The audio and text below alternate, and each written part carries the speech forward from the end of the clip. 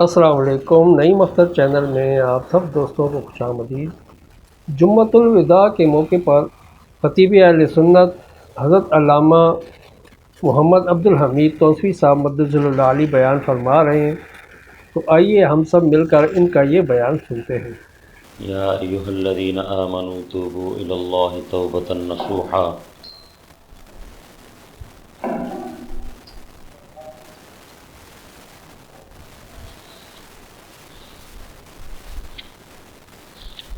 الذین آمنوا توبوا الی اللہ توبۃ نصوحا عسى ربکم ان یکفر عنکم سیئاتکم ویدخلکم جنات تجری من تحتها الانہار یوم لا یخزی اللہ النبی والذین آمنوا معه نورهم يسعى بين أيديهم وبأيمانهم يقولون ربنا أتمم لنا نورنا واغفر لنا إنك على كل شيء قدير وقال النبي صلى الله عليه وسلم كل بني آدم خطاء وخير الخطائين التوابون أو كما قال النبي صلى الله عليه وسلم وقال النبي صلى الله تعالى عليه وسلم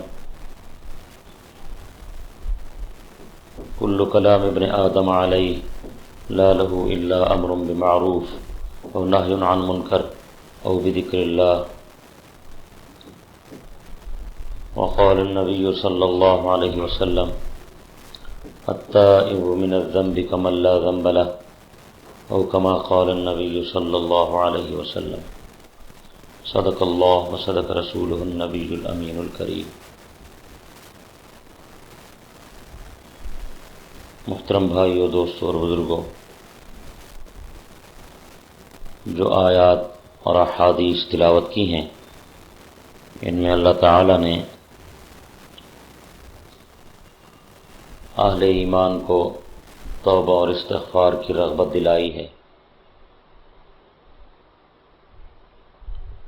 انسان بہرحال خطا کا پتلا ہے، غلطیاں ہوتی رہتی ہیں۔ ہر وقت آدمی کو اللہ سے معافی مانگنا چاہیے۔ رمضان المبارک کے آخری ایام اس کا بہترین موقع ہے جب اللہ کی رحمت انسان کی طرف خصوصیت کے ساتھ متوجہ ہے۔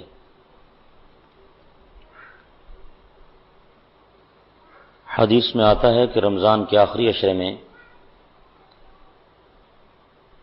سینکڑوں نہیں، ہزاروں نہیں، لاکھوں کی تعداد میں انسانوں کو جہنم سے آزاد کیا جاتا ہے اور ان کی مغفرت کا فیصلہ ہوتا ہے۔ شرط یہ ہے کہ کوئی طلب کے ساتھ، عاجزی کے ساتھ، انکساری کے ساتھ استغفار کرے۔ دو چیزیں ہیں، ایک ہے توبہ، ایک ہے استغفار۔ دونوں میں تھوڑا سا فرق ہے۔ استغفار کا معنی ہے مغفرت طلب کرنا، بخشش طلب کرنا۔ توبہ کا معنی ہے رجوع کرنا، سابقہ گناہوں پر معافی مانگنا، بخشش چاہنا، یہ استغفار ہے۔ آئندہ گناہ نہ کرنے کا ارادہ کرنا، عزم کرنا، یہ توبہ ہے۔ تو توبہ بھی آدمی کرے، استغفار بھی کرے، سابقہ گناہوں پر اللہ سے معافی بھی مانگے اور آئندہ گناہ نہ کرنے کا پورا ارادہ بھی کرے۔ یہ نہ ہو کہ زبان سے آدمی توبہ و استغفار کرتا رہے، دل میں ندامت نہ ہو۔ اصل تو دل کی ندامت ہے، دل سے پختہ یقین کے ساتھ، پکے ارادے کے ساتھ یہ عزم کرنا کہ آئندہ گناہ نہیں کریں گے، اور سابقہ گناہوں پر نادم ہونا کہ جو گناہ ہوئے، بہت غلطی ہوئی، اس پر اللہ سے معافی مانگتے ہیں، مغفرت طلب کرتے ہیں، بخشش چاہتے ہیں۔ اس توبہ و استغفار کے بعد اگر کسی سے گناہ ہو جائے، غلطی ہو جائے، تو پھر توبہ کرے، ایسی کوئی بات نہیں، پھر معافی مانگے۔ لیکن یہ نہ ہو کہ پہلے سے یہ ارادہ ہو کہ بس گناہ کریں گے پھر معافی مانگ لیں گے، پھر گناہ کریں گے پھر استغفار کر لیں گے۔ ایسی توبہ توبہ نہیں ہے، ایسی استغفار بھی نہیں ہے۔ سچی مغفرت طلب کرنا یہ ہے کہ جس طرح آدمی کا کوئی نقصان ہو جائے اس پہ افسوس ہوتا ہے، اس طرح آدمی ندامت کے ساتھ استغفار کرے کہ جتنے گناہ اب تک ہوئے ہیں، زندگی ان میں خراب ہوئی ہے، پورے یقین کے ساتھ کہتے ہیں کہ آئندہ گناہ نہیں کریں گے۔ پکا ارادہ ہے، پورا عزم ہے کہ آئندہ گناہ سے بچنے کی پوری کوشش کریں گے۔ بارہا عرض کر چکا ہوں، جب تک گناہ نہیں چھوڑیں گے اس وقت تک نیکی کی حلاوت نصیب نہیں ہوگی، اور اعمال کے اثرات بھی ظاہر نہیں ہوں گے جب تک ہم گناہ نہیں چھوڑیں گے۔ نیکی کرنا آسان ہے، گناہ کا چھوڑنا مشکل ہے،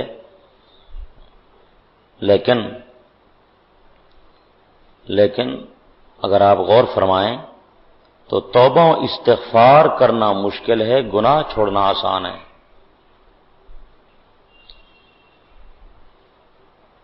توبہ کے مقابلے میں گناہ آسان ہے۔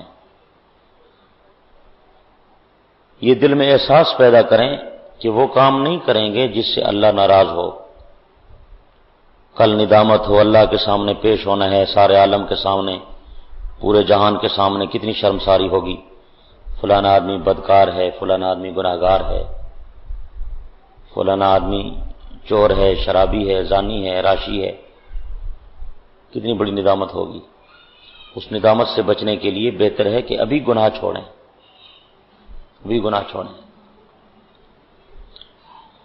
گناہ چھوڑنے کے بعد سابقہ گناہوں پر آدمی جو استغفار کرتا ہے، معافی مانگتا ہے اور آئندہ کے لیے توبہ کرتا ہے،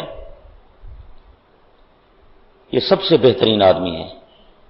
سرکار دو عالم صلی اللہ علیہ وسلم کا ارشاد گرامی ہے، کل بنی آدم خطاء، آدم کی ساری اولاد خطا کار ہے، پر بہترین خطا کرنے والے وہ ہیں، خیر الخطائین التوابون، بہترین خطا کرنے والے وہ ہیں جو خطا کرنے کے بعد توبہ کر لیتے ہیں، معافی مانگ لیتے ہیں، استغفار کر لیتے ہیں۔ جب بھی کسی آدمی نے اخلاص کے ساتھ اللہ سے معافی مانگی، توبہ و استغفار کی، اللہ نے یقیناً اس کی مغفرت کی، اس کی توبہ کو قبول کیا۔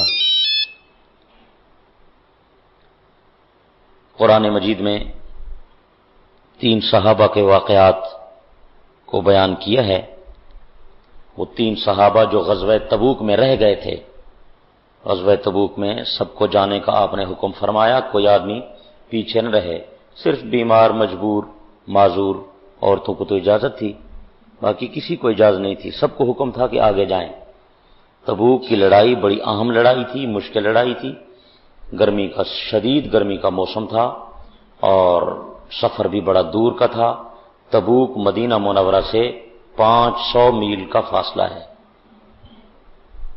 سب لوگ چلے گئے، 3 آدمی پیچھے رہ گئے، 3 آدمی پیچھے رہ گئے، کعب ابن مالک، مرارہ بن ربی، ہلال ابن امیہ، 3 صحابی۔ نیت بھی بری نہیں تھی، یہ نہیں کہ نیت خراب تھی اس وجہ سے نہیں گئے، اس وجہ سے نہیں گئے کہ کھجور کی فصل پکی ہوئی تھی۔ ان حضرات کی زندگی کا، معیشت کا سارا دار و مدار، پورے سال کا دار و مدار اس فصل کے اوپر تھا۔ انہوں نے یہ ارادہ کیا کہ کھجور کی فصل جمع کر لیتے ہیں، ضائع ہو جائے گی اور ہماری معیشت کو بھی نقصان پہنچے گا، کھجوریں اتار کر اکٹھی کر کے رکھ لیتے ہیں، ہمارے پاس تیز رفتار گھوڑے ہیں، سواریاں ہیں تو پیچھے پہنچ جائیں گے۔ خیال یہ تھا، یہ ارادہ نہیں تھا کہ ہم جہاد پہ نہیں جاتے، روگردانی نہیں کر رہے تھے، اعراض نہیں کر رہے تھے، نیت خالص تھی۔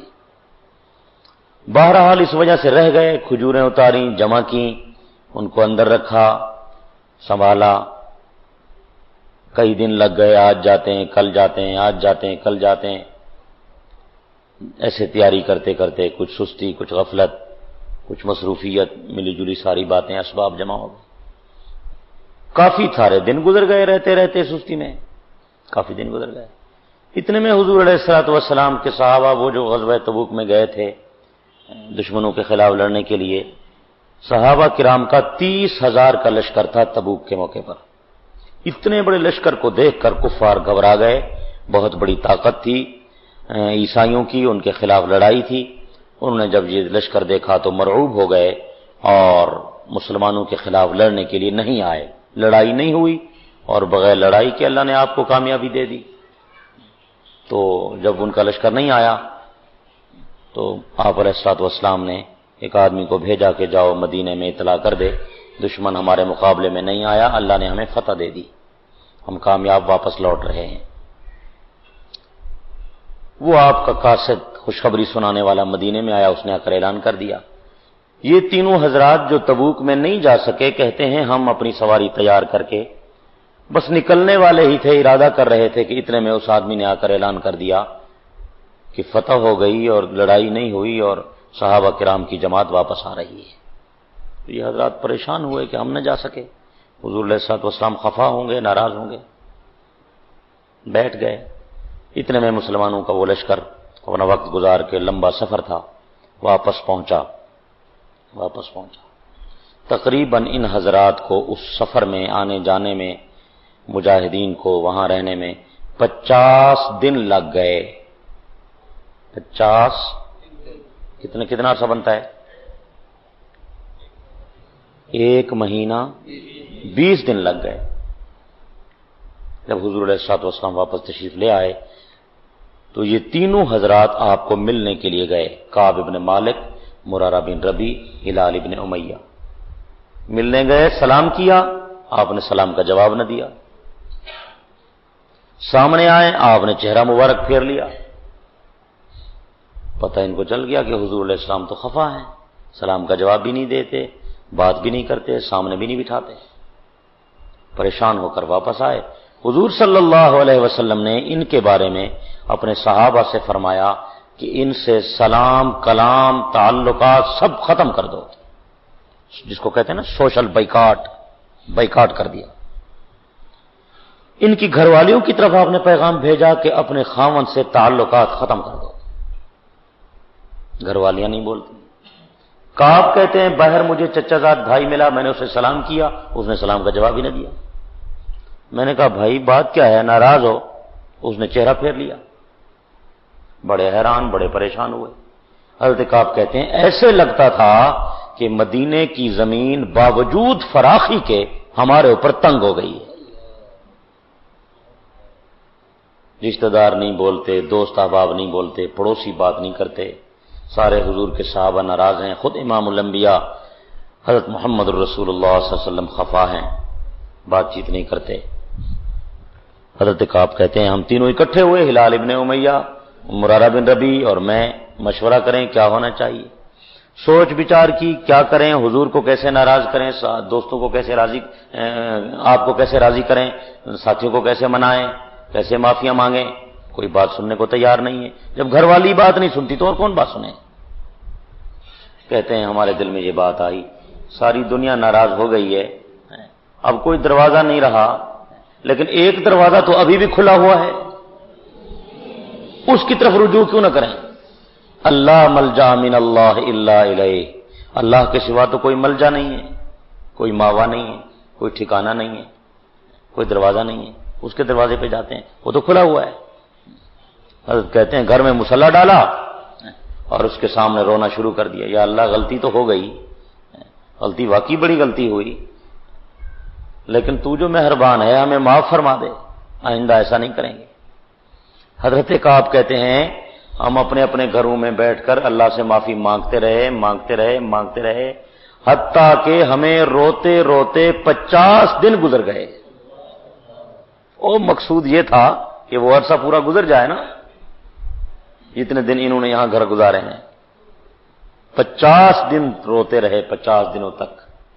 50 دنوں کے بعد ایک آدمی نے پہاڑ پر چڑھ کر یا مکان کی چھت پہ چڑھ کر آواز لگائی، کعب ابن مالک تمہیں مبارک ہو، تمہارا رونا دھونا اللہ کو ایسا پسند آیا، تمہاری معافی مغفرت کی طلب اتنی پسند آئی کہ اللہ نے آج تمہاری توبہ کا قرآن میں اعلان کر دیا ہے۔ اللہ اکبر کبیرہ۔ اور قرآن کی آیت بتا وَعَلَى الثَّلَاثَةِ الَّذِينَ خُلِّفُوا، وہ جو 3 آدمی پیچھے رہ گئے انہوں نے ہمیں راضی کر لیا، میرے پیغمبر آپ بھی ان سے راضی ہو جائیں۔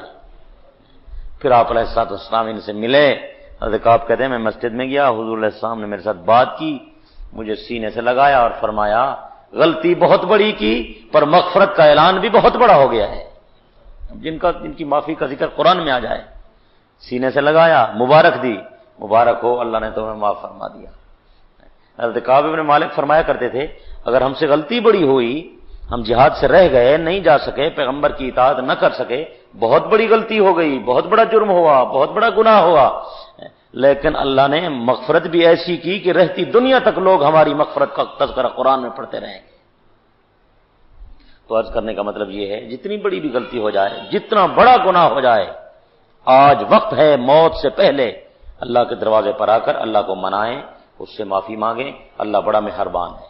نبئ عبادی انی انا الغفور الرحیم، میرے پیغمبر میرے بندوں کو بتا دو کہ میں تو غفور الرحیم ہوں، میں تو معاف کرنے والا ہوں، مغفرت کرنے والا ہوں، مہربان ہوں۔ کوئی آئے تو صحیح میرے دروازے پر، لوگ آتے نہیں ہیں، یہ حقیقت ہے کہ ہم اس کے دروازے پر آتے نہیں ہیں اور عاجزی سے معافی مانگتے نہیں ہیں۔ کب ہم نے توبہ کی ہے، کب ہم نے دعا مانگی ہے کہ اس نے قبول نہیں کی؟ ویسے شکوے کرتے رہتے ہیں کہ بھئی دعا قبول نہیں ہوتی، دعا قبول نہیں۔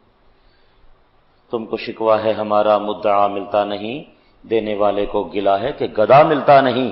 بے نیازی دیکھ کر بندے کی کہتا ہے کریم، دینے والا دے کسے دست دعا ملتا نہیں۔ کون میرے دروازے پر مانگنے کے لیے آیا ہے کہ میں نے نہیں عطا کیا؟ اور اتنا بڑا دروازہ جہاں امام الانبیاء استغفار کرتے ہیں، اندازہ تو فرمائیں، حدیث میں آتا ہے حضور اکرم صلی اللہ علیہ وسلم روزانہ 70 مرتبہ استغفار کرتے تھے۔ حالانکہ آپ معصوم ہیں، گناہ نہیں ہے، غلطی نہیں ہے، کوتاہی نہیں ہے، بخشے بخشائے ہیں۔ جس نبی کی پیدائش اللہ نے جنت کی مٹی سے کی ہو، اس سے گناہ کا کیا تصور ہے؟ پھر بھی آپ روزانہ کتنی مرتبہ 70 مرتبہ استغفار کرتے تھے۔ شراح حدیث نے حدیث کے تحت لکھا ہے آپ کے استغفار سے 2 باتیں ثابت ہوتی ہیں، 2 باتیں۔ پہلی بات یہ ہے آپ یہ بتانا چاہتے ہیں کہ میری عزت اور عظمت کو دیکھو، میرے کلمہ پڑھنے والے لوگوں، میری شان دیکھو، میرا کمال دیکھو، میرا جمال دیکھو، میرا مرتبہ دیکھو کہ میرا مقام صرف خالق سے کم ہے۔ خالق کی ساری مخلوق سے بلند ہے نا، تمام نبیوں سے اونچا ہے، تمام رسولوں سے اونچا ہے، جنات سے اونچا ہے، ملائکہ سے اونچا ہے، جبرائیل سے اونچا ہے، فرشتوں سے اونچا ہے، نوریوں سے اونچا ہے، خاکیوں سے، سب سے اونچا مرتبہ اللہ نے، جس کو اللہ نے اپنا محبوب بنایا ہو، اس سے بلند مرتبہ تو کچھ کسی کا نہیں ہے۔ ادھر میرا مرتبہ دیکھو، لیکن پھر بھی میں اللہ کے سامنے معافی مانگتا ہوں، توبہ کرتا ہوں، بخشش طلب کرتا ہوں۔ اس سے معلوم ہوتا ہے کہ مجھ سے بڑی بھی کوئی ہستی ہے جس کے سامنے میں سر جھکاتا ہوں۔ یہ اندازہ کریں نا، اور اسی سے اس اللہ کی عظمت و کبریائی کا تصور کریں کہ وہ اللہ کتنا بڑا ہوگا، کتنی بڑی ہستی ہے وہ جس کے سامنے امام الانبیاء بھی معافیاں مانگتے نظر آتے ہیں۔ ایک تو یہ بات، دوسری کیا بات ثابت ہوئی؟ آپ کے استغفار کرنے سے تعلیم امت ہے کہ امت کو سبق دیا، جب میں اللہ سے معافی مانگتا تم کیوں نہیں مانگتے؟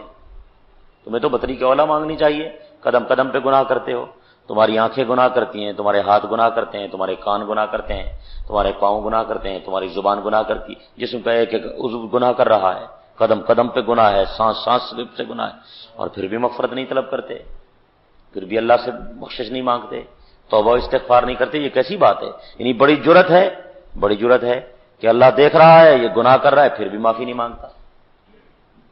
حالانکہ اللہ کو معافی مانگنے والا آدمی بڑا پسند ہے۔ دنیا میں بھی ایسے ہی ہے، کوئی آدمی اپنے مالک سے معافی مانگ لے تو مالک خوش ہوتا ہے کہ دیکھیں جی چلو اس سے غلطی ہو گئی لیکن معافی مانگ رہا ہے، خوش ہوتا ہے۔ تو اللہ کتنا خوش ہوگا اگر بندہ اس سے معافی مانگے؟ اللہ کتنا خوش ہوگا؟ وہ تو سب سے زیادہ خوش ہوگا۔ حدیث پاک میں مثال بیان فرمائی سرکار دو عالم صلی اللہ علیہ وسلم نے، ایک آدمی سفر پہ گیا، سواری پہ سوار ہوا، پانی کا مشکیزہ ساتھ بھرا، توشہ دان میں کھانا بھی ساتھ لے لیا، سفر میں جا رہا ہے، راستے میں تھک گیا، جب تھکا اپنی اونٹنی کو ایک درخت کے نیچے کھڑا کیا اور خود نیچے اتر کر تھوڑی دیر لیٹ گیا کہ بھئی چلو تھوڑی دیر آرام کر لیتے ہیں۔ درخت کے نیچے لیٹا، نیند آ گئی، سفر کا تھکا ہوا تھا، جب اسے نیند آئی گہری نیند آئی، کافی دیر سویا رہا، سونے کے بعد جب یہ اٹھا بڑا پریشان ہوا، دیکھا کہ میری سواری غائب ہو گئی ہے، اونٹنی نہیں ہے، اونٹنی پر وہ سامان، وہ توشدان، وہ سب جو وہ بھی لدا ہوا تھا وہ بھی نہیں ہے، اونٹنی جانور ہے کہیں بھاگ گیا۔ اب کہتا ہے میں بڑا پریشان حیران کہ جنگل ہے، کوئی راستہ نہیں ہے، بغیر سواری کے سفر ناممکن ہے، اور سواری غائب ہو گئی تو یہاں تو درندے رہتے ہیں، آئیں گے مجھے چیر پھاڑیں گے، کھا جائیں گے۔ بڑا میں نے دائیں بائیں تلاش کیا، سواری نہ ملی، میں موت کا انتظار کرنے لگا، تو موت کو یاد کروں، موت قریب ہے، مر جاؤں گا۔ موت کو یاد کرتا رہا، اللہ سے دعائیں بھی کرتا رہا، اسی حیرانی اور پریشانی اور کشمکش میں گھومتا پھرتا پھراتا درخت کے نیچے آیا، لیٹ گیا سر کے نیچے بازو رکھ کے، اب موت ہی قریب ہے اور تو کچھ نہیں نظر آتا مجھے، اور تو کچھ نظر نہیں آتا۔ لیٹ گیا، کہتے نیند آ گئی اسی پریشانی میں، سوچتے سوچتے نیند آ گئی، کافی دیر سویا رہا، سونے کے بعد بھی اس کی آنکھ کھلی، اچانک دیکھتا ہے کہ سواری اس کے سامنے کھڑی ہوئی ہے، تو کتنا خوش ہوا ہوگا بھائی، جو جنگل میں ہو، اکیلا ہو، سفر کا ساتھی بھی نہ ہو، سواری غائب ہو جائے، کتنا پریشان، اور اچانک امید بھی نہیں ہے تو سواری دوبارہ مل گئی، تو کتنا خوش ہوا ہوگا۔ اللہ کے نبی صلی اللہ علیہ وسلم نے یہ مثال دے کر ارشاد فرمایا، یہ بندہ اتنا خوش ہوا، اتنا سواری کو دیکھ کر اتنا خوش ہوا، سواری کے واپس ملنے پر اتنا خوش ہوا کہ اس کی زبان سے بے ساختہ نکلا، بے ساختہ اللہ تعالیٰ کو کہتا ہے، یا اللہ تو میرا بندہ میں تیرا آقا، اور زبان الٹی ہو گئی، یا اللہ تو میرا بندہ میں تیرا رب، کہنا چاہیے تھا میں تیرا بندہ تو میرا مولا، یوں کہنا چاہیے تھا نا، او خوشی میں جلدی میں کہا نا، تو زبان اس کی الٹی ہو گئی، کہتا ہے یا اللہ تو میرا بندہ میں تیرا آقا، تو نے بڑا کرم فرمایا، میری سواری واپس بھجوا دی۔ سرکار دو عالم صلی اللہ علیہ وسلم نے یہ مثال بیان کر کے ارشاد فرمایا، جب کوئی آدمی گناہ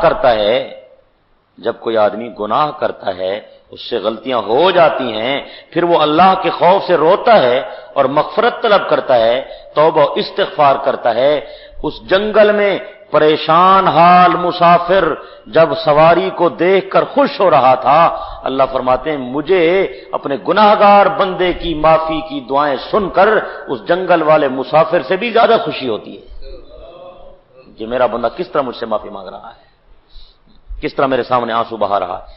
گناہگار کی آنکھ کا ایک آنسو بھی اگر اللہ کے خوف سے ٹپک پڑے، جہنم کی پوری آگ کو بجھانے کے لیے ایک آنسو کافی ہے، ایک آنسو۔ بلکہ ایک روایت میں ہے دو قطرے ایسے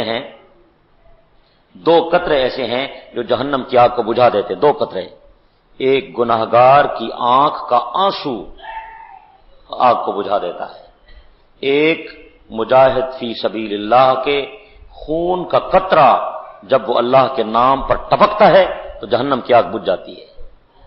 یہ دو قطرے بڑے قیمتی ہیں، ایک مجاہد کے خون کا قطرہ، مجاہد فی سبیل اللہ کے خون کا قطرہ، سارے گناہ معاف اور اللہ کی رحمت کا حقدار، جنت کا حقدار، اور دوسرا گناہگار کی آنکھ کا آنسو جب وہ اللہ کے خوف سے ٹپکتا ہے، یہ بہت قیمتی ہے۔ ایک جملہ اور کہتا ہوں، اللہ کے ہاں اس آنسو کی بڑی قیمت ہے، اللہ کے ہاں اس آنسو کی بڑی قیمت ہے۔ وہ قیمت اس لیے ہے کہ اللہ کے خزانے میں ہر چیز ہے، پر گناہگار کی آنکھ کا آنسو نہیں ہے۔ بات سمجھ رہے ہیں؟ حضرت مولانا محمد قاسم نانوتوی رحمۃ اللہ علیہ فرمایا کرتے تھے، اللہ کے خزانے میں سب کچھ ہے پر گناہگار کی آنکھ کا آنسو نہیں ہے۔ دوسرے ملک سے کوئی چیز آئے نا تو قیمتی ہوتی ہے نا، قدر کی جاتی ہے، یہ سعودی عرب سے آئی ہے، یہ دبئی سے آئی ہے، یہ فلاں ملک سے جو ہے نا یہ چیز آئی ہے۔ اللہ کے فرشتے ہر قسم کی عبادت کرتے ہیں، پر فرشتے ہیں معصوم، ان سے گناہ نہیں ہوتا۔ جب گناہ نہیں ہوتا تو فرشتے گناہ پر نادم ہو کر روتے ہی نہیں ہیں۔ بات سمجھ آ رہی ہے؟ فرشتے ہیں معصوم، فرشتوں سے گناہ ہوتا ہی تصور ہی نہیں ہے فرشتوں سے، تو جب گناہ نہیں ہوتا تو گناہ پہ نادم نہیں ہوتے، روتے نہیں ہیں۔ یہ بندے سے گناہ ہوتا ہے، بندہ اللہ کے خوف سے روتا ہے، جب یہ اس کی آنکھ سے آنسو ٹپکتے ہیں، یہ آنسو جب آسمان پہ جاتے ہیں تو ان کی بہت قدر کی جاتی ہے، اس لیے کہ یہ آنسو نایاب ہیں، کم یاب ہیں، ملتے نہیں ہیں وہاں، اس لیے یہ آنسو بڑے قیمتی ہیں۔ آج اللہ کو رو کر منانے کا موسم ہے، اس کی رحمت انتظار کر رہی ہے کہ کون سا میرا بندہ مجھ سے معافی مانگتا ہے۔ ہر آدمی کی مغفرت ہو جاتی ہے لیلۃ القدر کی رات میں، ہر مانگنے والے کو عطا کیا جاتا ہے، ہر سائل کو دیا جاتا ہے، ہر توبہ کرنے والے کی بخشش کر دی جاتی ہے، ہر آدمی کی۔ چند بد نصیب ایسے ہیں ليلۃ القدر کی رات میں بھی ان کی مغفرت نہیں ہوتی، شرک کرنے والے کی مغفرت نہیں ہوتی۔ جو اللہ کی ذات کے ساتھ شرک کرتا ہے، اس کی صفات میں کسی کو شریک بناتا ہے، اس کی مغفرت نہیں ہے۔ شرک ناقابل معافی جرم ہے۔ ان اللہ لا یغفر ان یشرک بہ ویغفر ما دون ذلک لمن یشاء۔ اللہ چاہے گا شرک کے علاوہ سارے گناہ معاف کرے گا، اور شرک کی کوئی معافی نہیں ہے۔ شرک اللہ کی غیرت کا مسئلہ ہے، مشرک کی بخشش نہیں ہے۔ جتنا بڑا گنہگار ہو مسلمان موحد، اس کی مغفرت ہے۔ ترمذی شریف کی حدیث میں ہے کہ اللہ تعالیٰ اہل توحید کو جہنم سے نکال لیں گے۔ میرے ملائکہ دیکھو جہنم میں کوئی ایسا بندہ تو نہیں ہے جو میری توحید کا قائل ہو، شرک نہ کرتا ہو، بس باقی کوئی گناہ ہیں تو کوئی بات نہیں۔ فرشتے کہیں گے یا اللہ کچھ بندے ہیں، کچھ ایسے آدمی ہیں جو ہیں موحد، شرک نہیں کرتے، لیکن بیچاروں سے گناہ ہو گئے، گناہوں کی سزا بھگت رہے ہیں، جہنم میں جل رہے ہیں۔ اللہ پاک فرمائیں گے نکالو ان اہل توحید کو جہنم سے، یہ جہنم میں نہ پڑے رہیں، میری توحید کے قائل ہوں اور جہنم میں پڑے رہیں، یہ میری غیرت نہیں گوارا کرتی، ان کو جہنم سے نکالو اور جنت میں داخل کر دو۔ تو اللہ پاک ان کو جنت میں داخل کرے گا۔ توحید اتنی بڑی چیز ہے، اتنی بڑی چیز ہے۔ تو بہرحال یہ عرض کر رہا ہوں کہ مشرک آدمی کی ليلۃ القدر کی رات میں مغفرت نہیں ہوتی۔ دوسرا آدمی جس کی ليلۃ القدر کی رات میں مغفرت نہیں ہوتی، وہ قطع رحمی کرنے والا ہے۔ چھوٹی چھوٹی بات پہ رشتہ داروں سے، محلے داروں سے، پڑوسیوں سے، احباب سے بس تعلق ختم کر دیا، السلام علیکم ختم، علیک السلام ختم۔ یہ رشتے توڑنا یہ بڑا جرم ہے، زیادتی ہے۔ غلطیاں ہو جاتی ہیں، غلطیاں میرے سے ہوتی ہیں، بھائی سے ہوتی ہیں، چچا زاد بھائی سے ہوں گی، ہو جائیں ان کو معاف کر دیں، برداشت کریں اللہ کی رضا کے لیے۔ کئی دفعہ آپ کو عرض کر چکا ہوں، جو رشتہ قطع کرتا ہے، قطع رحمی کرنے والا ایسا شخص ہے جس کی ليلۃ القدر میں بخشش نہیں ہوتی۔ یہ آپ پھر نہ کہیں کہ یہ بات کسی نے نہیں بتائی تھی، اور یہ حدیث پاک میں صحیح حدیث ہے کہ رشتہ داری قیامت کے دن اللہ کے عرش کو تھام کر، اللہ کے عرش کے پاؤں پائے کو تھام کر یہ ندا کرے گی، پکارے گی، چلائے گی، روئے گی، فریاد کرے گی، اے اللہ جس نے مجھے جوڑا اسے جوڑ، جس نے مجھے توڑا تو بھی اسے توڑ۔ تو بھی رشتہ داروں سے قطع تعلق نہیں کریں گے نا آپ، اگر کیا ہوا ہے ترک کر دیں، ختم کر دیں۔ اگر آپ آخرت کی کامیابی چاہتے ہیں، اللہ کی قسم میں آپ کی بھلائی کی عبادت کر رہا ہوں، بے شک ان کا قصور ہو، ان سے غلطی ہوئی ہو، آپ پھر بھی انہیں معاف کر دیں، چھوڑیں اللہ کے ثبوت۔ آپ دیکھیں اللہ آپ کو دنیا میں کیسے عزت دیتا ہے اور آخرت میں کیسے عزت دیتا ہے۔ انشاءاللہ مرنے کے بعد اس فقیر کی یہ بات آپ کو یاد آئے گی کہ آپ صحیح کہتے تھے۔ دنیا آخرت کی بھلائی اور کامیابی اور کامرانی اسی بات میں ہے۔ یہ ہم نے ویسے جھوٹی اپنی انا بنائی ہوئی ہے، جھوٹی انا بنائی ہوئی ہے کہ یار میں اس کے پاس چلا جاؤں لوگ کیا کہیں گے، لوگوں کو چھوڑیں، لوگ کیا کہیں گے، اگر آپ چلے گئے تو لوگ کیا کہیں گے، اگر نہ گئے تو اللہ کیا کہے گا، یہ سوچنے کی بات، اللہ کا رسول کیا کہے گا۔ سارے واقعات آپ کے سامنے ہیں۔ لوگ آپ کو پتھر نہیں مارتے تھے، حضور علیہ السلام رحمت کی دعائیں نہیں کرتے تھے۔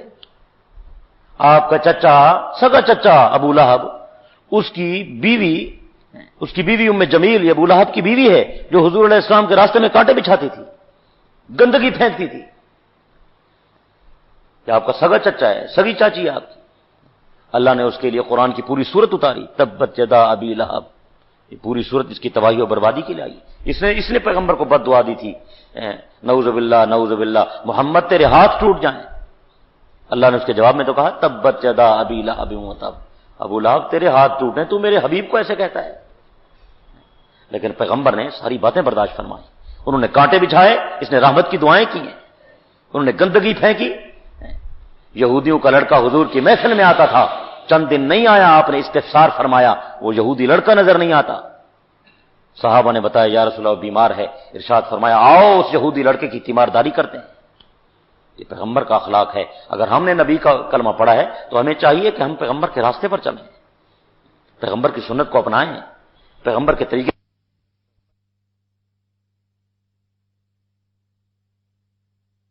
خدا کی قسم اللہ آپ کو ایسا بلند کرے گا کہ ساری دنیا دیکھے گی، اللہ آپ کو بلند کر دے گا۔ من تواضع للہ رفعہ اللہ، جو اللہ کے لیے تواضع اختیار کرتا ہے اللہ اس کو بلند مرتبہ عطا کرتا ہے۔ یہ اللہ کے نبی کا ارشاد گرامی ہے۔ تو لیلۃ القدر کی رات مشرک کی مغفرت نہیں ہوتی، لیلۃ القدر کی رات قطع رحمی کرنے والے کی بخشش نہیں ہوتی۔ اور تیسرا بد نصیب وہ ہے جس کی لیلۃ القدر کی رات میں مغفرت نہیں ہوتی، وہ ماں باپ کا نافرمان ہے، اس کی لیلۃ القدر کی رات بخشش نہیں ہوتی۔ والدین بوڑھے ہیں، ضعیف ہیں، عقل ان کی کمزور ہے، جس طرح کی باتیں کرتے ہیں آپ برداشت کریں، اللہ کی رضا کے لیے برداشت کریں۔ آپ اگر عزت کریں گے، ان کی خدمت کریں گے تو کل آپ کی اولاد بھی آپ کی عزت کرے گی، آپ کی خدمت کرے گی۔ میں آپ کی بھلائی کے لیے یہ باتیں عرض کر رہا ہوں کہ اتنی بڑی لیلۃ القدر کی عظیم رات، جس کی ایک رات کی عبادت 1000 مہینوں سے بہتر۔ پتہ ہے یہ آیت کس موقع پر آئی؟ صحابہ نے حضور علیہ السلام کی خدمت میں عرض کیا، بنی اسرائیل کا ایک شخص ہے، اس نے 1000 سال تک رات کو اللہ کی عبادت کی ہے اور 1000 سال تک دن کو روزہ رکھا ہے۔ بنی اسرائیل کا آدمی جو 1000 سال تک اللہ کی عبادت کرتا ہے اور 1000 سال تک اس نے روزے رکھے، صحابہ تو پریشان ہو گئے، یا رسول اللہ ہماری تو 1000 سال عمر نہیں ہے، اور اگر کسی کی عمر بھی ہو ہم 1000 سال روزے رکھ سکتے ہیں، 1000 سال کی راتوں کو جاگ سکتے ہیں، اتنی بڑی عبادت ہم تو مقابلہ نہ کر سکے۔ یہ بنی اسرائیل والے تو بازی لے گئے۔ تو اللہ نے یہ قرآن مجید کی صورت اتاری، انا انزلناہ فی لیلۃ القدر، ہم نے اس قرآن کو لیلۃ القدر میں اتارا۔ وما ادراک ما لیلۃ القدر، تجھے کیا معلوم کہ لیلۃ القدر کیا ہے؟ لیلۃ القدر خیر من الف شہر، اللہ فرماتے ہیں میرے پیغمبر اپنے صحابہ کو تسلی دو، میں رمضان کا مہینہ بھیج رہا ہوں، ان میں ایک رات ہے اس کا نام شب قدر ہے، اس ایک شب قدر کی عبادت 1000 مہینوں کی عبادت سے بہتر ہے۔ بھلے 1000 مہینے عبادت کرتے رہے کوئی، یا کوئی 1000 سال عبادت کرتا رہے، اس کی کوئی پرواہ نہیں ہے۔ جس کی ایک رات 1000 مہینوں سے افضل ہے تو اس کا کیا مقام ہوگا؟ امت محمدیہ کے لوگوں کی عمریں کم ہیں، 50 سال 40 سال 60 سال 70 سال، لاچار کسی کی ہوگی 80 90 100 سال، بس عمر کم ہے، لیکن اعمال پر اجر و صلہ زیادہ ہے، اجر زیادہ ہے۔ اس کی رمضان کی نفلیں فرضوں کے برابر ہیں، اس کے فرض 70 فرضوں کے برابر ہیں۔ اب دیکھیں نا جی، یہ کیسی بڑی بات ہے۔ 3 دفعہ سورۃ اخلاص پڑھو، پورے قرآن کا ثواب ملتا ہے، پورے قرآن کا ثواب ملتا ہے۔ جو آدمی رات کو عشاء کے بعد سورۃ ملک پڑھے اس کو قبر کا عذاب نہیں ہوگا، صرف قبر کا عذاب نہیں، قبر میں اس سے سوال و جواب بھی نہیں ہوگا۔ علامہ شامی نے اپنی کتاب میں لکھا 8 آدمی ایسے ہیں جن سے قبر میں سوال نہیں ہوگا، نبیوں سے سوال نہیں ہوگا، صدیقین سے سوال نہیں ہوگا، شہداء سے سوال نہیں ہوگا، اور اس آدمی سے بھی قبر میں سوال نہیں ہوگا جو عشاء کی نماز کے بعد سورۃ ملک کی تلاوت کرتا ہے۔ عبداللہ ابن عباس فرماتے ہیں میں خیمہ گاڑ رہا تھا، میں نے قلعہ زمین میں گاڑا خیمہ لگانے کے لیے، نیچے شاید قبر تھی مجھے پتہ نہیں چلا، وہ جو نیچے کھلی تو اچانک میرے کان میں آواز آئی، میں نے کان لگا کر سنا ایک آدمی سورۃ ملک کی تلاوت کر رہا تھا۔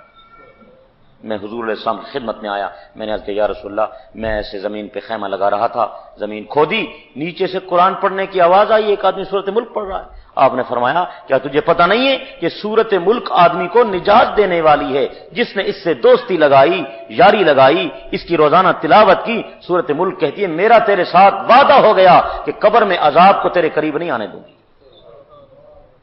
5 منٹ لگتے ہیں سورۃ ملک پڑھنے پر، 5 منٹ آپ یاد کر لیں، بچوں کو یاد کریں، 5 سے 6 منٹ نہیں لگتا۔ چلتے چلتے آپ نماز پڑھ کے نکلیں یہاں سے، گھر پہنچیں گے سورۃ ملک ختم ہو جائے گی، راستے میں پڑھتے جائیں آپ، کیا مشکل ہے؟ جو سورہ یاسین رات کو پڑھے، اگر اس رات اس کی موت آ جائے تو اس کا نام شہیدوں کی لسٹ میں شامل ہو جاتا ہے۔ اب دیکھیں تھوڑے اعمال پر کتنا بڑا اجر ہے، کتنا بڑا صلہ ہے، کتنی بڑی بات ہے۔ جو آدمی نماز کے بعد آیت الکرسی پڑھے ایک چیز اس کے اور جنت کے داخلے میں رکاوٹ ہے، ایک چیز، اس کا نام ہے موت۔ جب موت آئے گی یہ بندہ سیدھا جنت میں جائے گا۔ کتنا آسان نسخہ ہے، محنت تھوڑی اجر زیادہ۔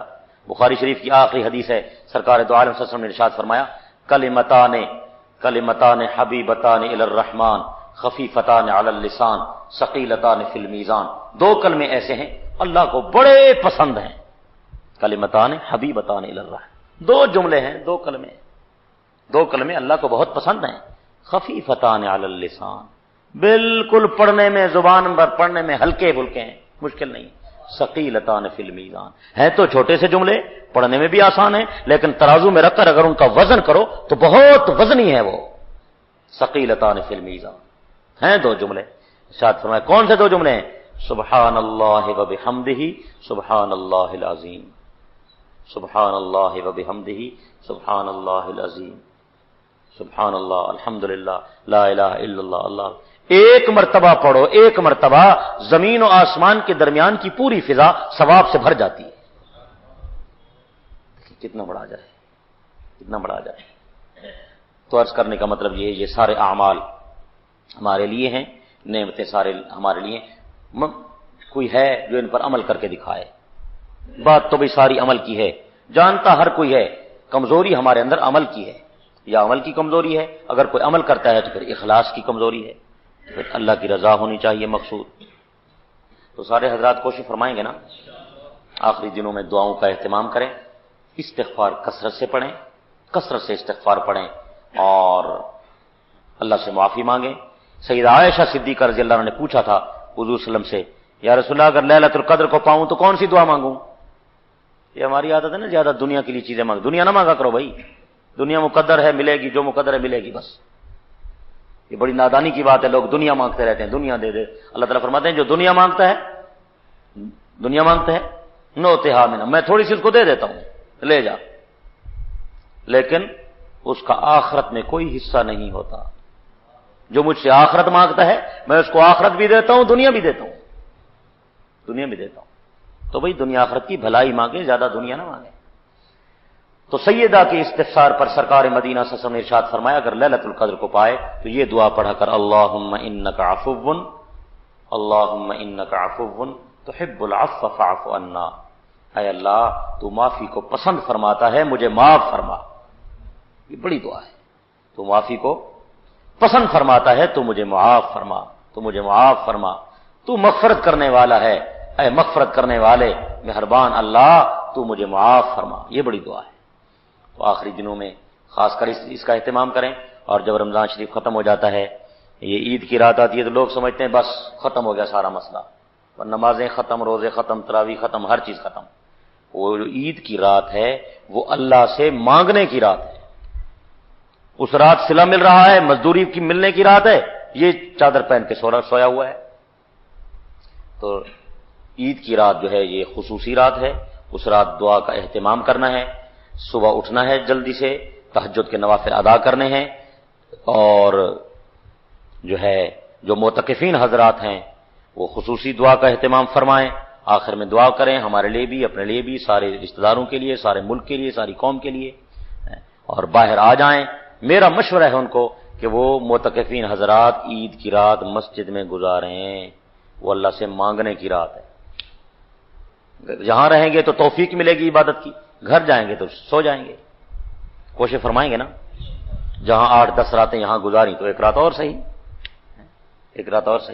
یہاں گزاریں، نوافل کی توفیق ملے گی، دعاؤں کا اہتمام ہوگا اور ذکر فکر کی توفیق ہوگی۔ قدرتی بات ہے یہاں فرشتوں کا ماحول ہے اور اس میں ساری رحمتیں اور برکتیں برس رہی ہوتی ہیں۔ اللہ ہم سب کی حاضری کو منظور و مقبول فرمائے۔ وآخر دعوانا الحمدللہ رب العالمین۔ دعا کر لیں۔ اللہم صلی وسلم وبارک علی سیدنا و مولانا محمد النبی الامی وعلی آلہ واصحابہ عدد کل معلوم لک دائما ابدا۔ اے اللہ ہم سب کی حاضری کو قبول فرما۔ رمضان المبارک کی نیک ساعتیں بڑی تیزی کے ساتھ ہم سے جدا ہو رہی ہیں، اے اللہ ہم ان کا صحیح احترام نہ کر سکے، ہماری کوتاہیوں کو معاف فرما۔ آج رمضان المبارک کا آخری جمعہ ہے، اور جمعہ کا دن تیرے حبیب نے فرمایا عید کا دن ہے، اور جمعے کے دن میں ایک ساعت ہے جس میں دعائیں قبول ہوتی ہیں، وہ جمعہ کی نماز میں ہے یا خطبے میں ہے یا عصر کے بعد ہے۔ اے اللہ وہ ساعت ہمیں نصیب فرما اور اس کی برکت سے ہماری بخشش کا فیصلہ فرما، ہماری مغفرت کا فیصلہ فرما۔ ہم گناہگار، بدکار، سیاہکار ہیں، نالائق ہیں، تیرے نافرمان بندے ہیں۔ اے اللہ جیسے کیسے ہیں، ایک حجت ہمارے پاس ہے کہ ہم اسلام کی دولت رکھتے ہیں اور ایمان کی دولت کا پاس ہے اور تیرے حبیب کا کلمہ پڑھتے ہیں اور تیری توحید کا نام لیتے ہیں۔ اے اللہ ان نسبتوں کی لاج رکھ کر اے اللہ ہماری بخشش کا فیصلہ فرما، ہماری مغفرت کا فیصلہ فرما، تمام حاضرین کی حاضری قبول فرما۔ اے اللہ تمام روزے داروں کے روزے قبول فرما، سب کی تراویح، نماز، قرآن، ذکر فکر قبول فرما، معتکفین کے اعتکاف قبول فرما، ان کی خیریں اور دعاؤں میں ہمیں بھی حصہ عطا فرما، ہماری دعاؤں میں ان کو حصہ عطا فرما۔ اے اللہ جتنی خیریں اس رمضان کے آخری عشرے میں اور اعتکاف کے موقع پر اور عید کی رات اور لیلۃ القدر کی رات جتنی دعائیں اور خیریں تیرے محبوب نے تجھ سے مانگی ہیں، اے اللہ ہمیں اس میں سے حصہ عطا فرما، اور جتنے شرور سے پناہ مانگی ہے ہمیں ان سے پناہ عطا فرما، ہمیں ان سے پناہ عطا فرما۔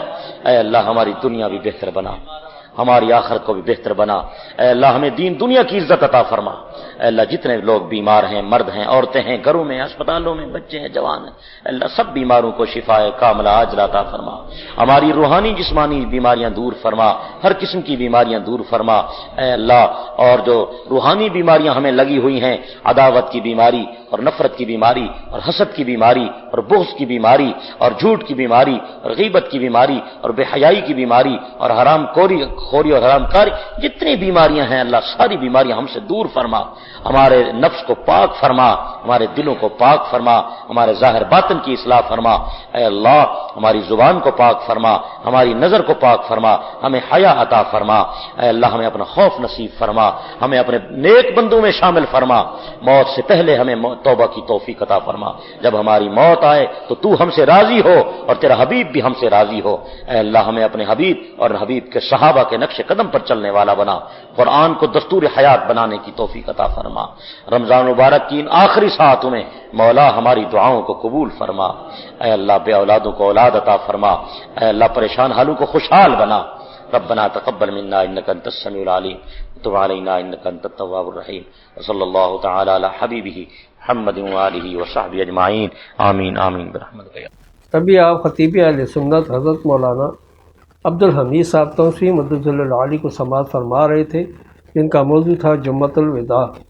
آپ سب دوستوں سے گزارش ہے کہ میرے اس چینل کو سبسکرائب، لائک اور شیئر کریں تاکہ دین کی باتیں اور دوستوں تک بھی پہنچ سکیں۔ آپ سب دوستوں کا بہت شکریہ، ملتے ہیں ایک نئی ویڈیو کے ساتھ، تب تک کے لیے اللہ حافظ۔ پاکستان پائندہ باد۔